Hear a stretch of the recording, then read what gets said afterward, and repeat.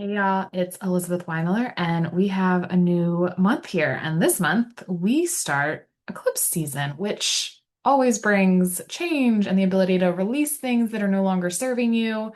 But we're going to do things a little differently this month. I'm going to switch things up.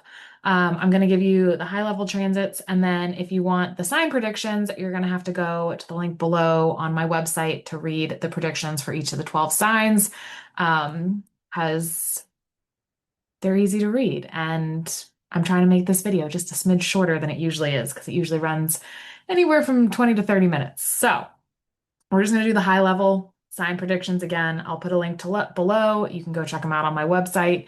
And yeah, other than that, I hope everyone had a great July. Um, with August, there's going to be some contradictory energy going on. There could feel like there's some disconnects. So let's just jump on in. So August 2nd, Mars is going to transit into Mercury's sign of Gemini. This can make people more aggressive in their communication and their driving. So just use patience, leave extra time when you're going places. Try not to be in a hurry.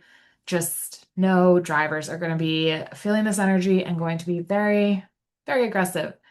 It can be really beneficial to count to 10 or take the night to sleep on it if you're like in the middle of a communication and it starts to get a little too aggressive, too rough. If you are feeling more feisty, that may not be the best time to have the conversation. So ask to revisit it once you've cooled down, once everybody else has cooled down, where it can be a more productive conversation. Mars is going to be transiting in Gemini until September 18th. With this transit of Mars in Gemini, people can be more analytical, more scientific, more strategic. On the flip side, though, they can also be more impatient, more verbally aggressive, more restless, and easily angered or irritated. So, under this transit, there may be some of you that feel a little more anxiety. Just know, take the time, stay grounded, center yourself, make sure you're getting some good sleep or doing whatever you have found that works for you to calm yourself. August 5th, Mercury is going to transit into the sign of Cancer for the second time this year until August 22nd. So it was in Cancer from June 22nd to July 7th because this is closing out its retrograde period that we just went through. So think back to the period of June 22nd to July 7th and what may have started and seemed to have stalled. And then, that may come back and it can get closed out from this period of August 5th to August 22nd. Mercury transiting in Cancer can bring higher intuition and empathy. Some may find that they're more creative and have a better connection with others. Mercury is more analytical, and Cancer is more about the feelings, which can cause a disconnect because those two don't always go well together. And because of this, there can be some restlessness. So, some people may be harder on themselves under this transit, so it's going to be really important to remember not only to give yourself grace, but to give others grace as well.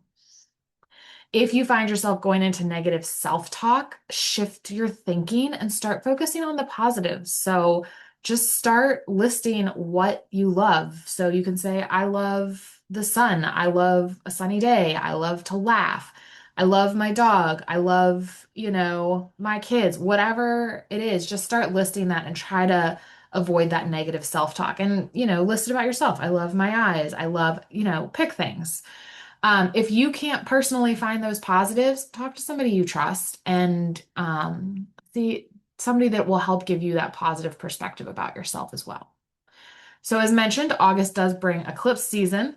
The solar eclipse is a time for new beginnings and a time to plant seeds, new seeds to grow over the next 6 months, while the lunar eclipse can bring endings and intense revelations. So, the period between the solar eclipse on August 12th and the lunar eclipse on August 28th can feel really intense. It's not recommended to sign contracts, start new big projects, get married, or make any life-changing decisions during this time. It is, however, going to be very beneficial. Trust your gut, reflect, and allow the events to unfold as they will. Really, it's about releasing control. Let it go. So the solar eclipse on August 12th is happening in the sign of Cancer, which means that Jupiter will be in the same sign as the solar eclipse.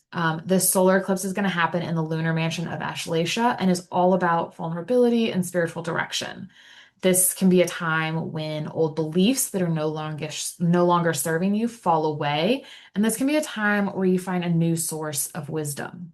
Now, the lunar eclipse on August 28th is going to be in Aquarius, and it's going to be in the lunar mansion of Shadabisha.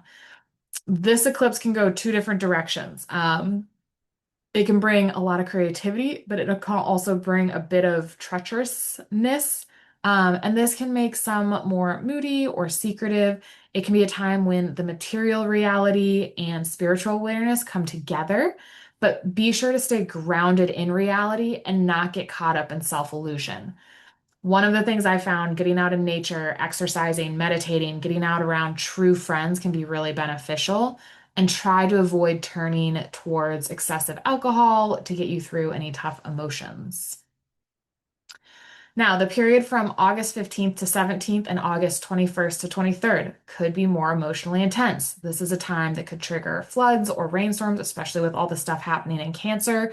We could see a lot of flooding and weather issues, um, potentially some issues with shipping and the oceans.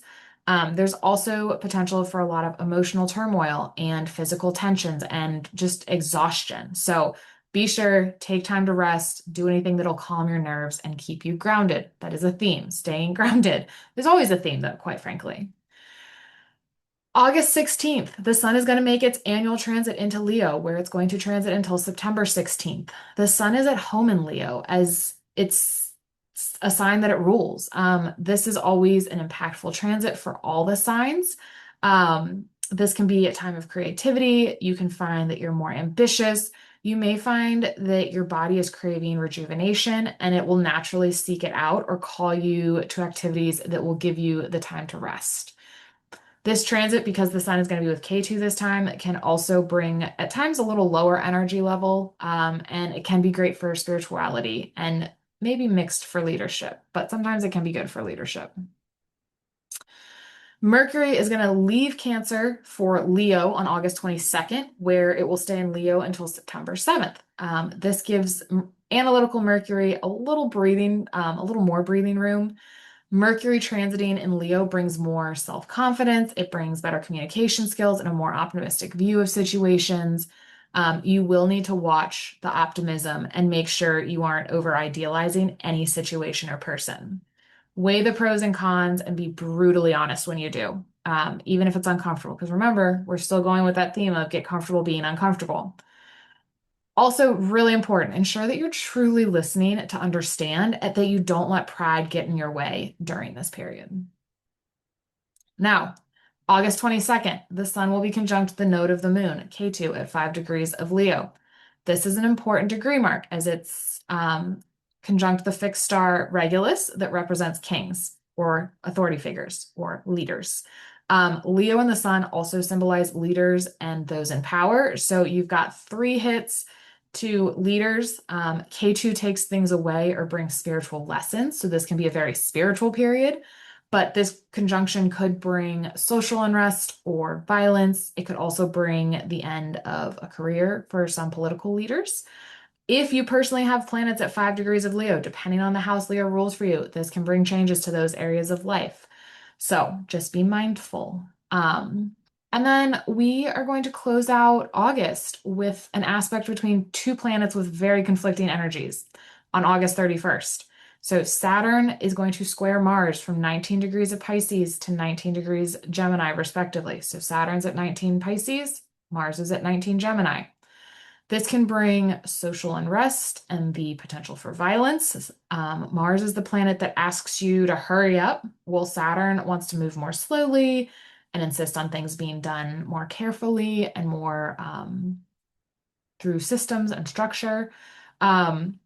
These energies can absolutely create a disconnect and feel very unsettling. One of the things to consider is meditation can help calm, as can getting out in nature. So there's themes. If you have found anything that helps bring you back to center, practice that during this time, and the energy should feel a little less frenetic. One of the things for August, as I said, you can go check out the sign predictions below because they're easy to read and shouldn't take long, but they're on my website. The key themes for this month really include spirituality and vulnerability. There can be ups and downs and emotions that just need to be released. Let them go. This is the time to clear them out. There's potential for social unrest as there's some conflicting energies this month that can feel like a disconnect. The more you can go with the flow and trust the process and ride the wave, the easier this month will be. It can be really beneficial to step away from those who easily agitate you. Just don't even get involved, don't pick fights. And then this is not a month to make rash decisions. So don't jump into things, don't buy a new house, don't, really weigh the pros and cons and wait and give it time before making those decisions. Hopefully that gives you some insight into August. Again, the sign predictions I will post in the comments below for you to go check out. Otherwise, have a wonderful August. For those of us in the Northern Hemisphere, it's closing out. It's moving, starting to move into fall. We're starting to get a little taste of it.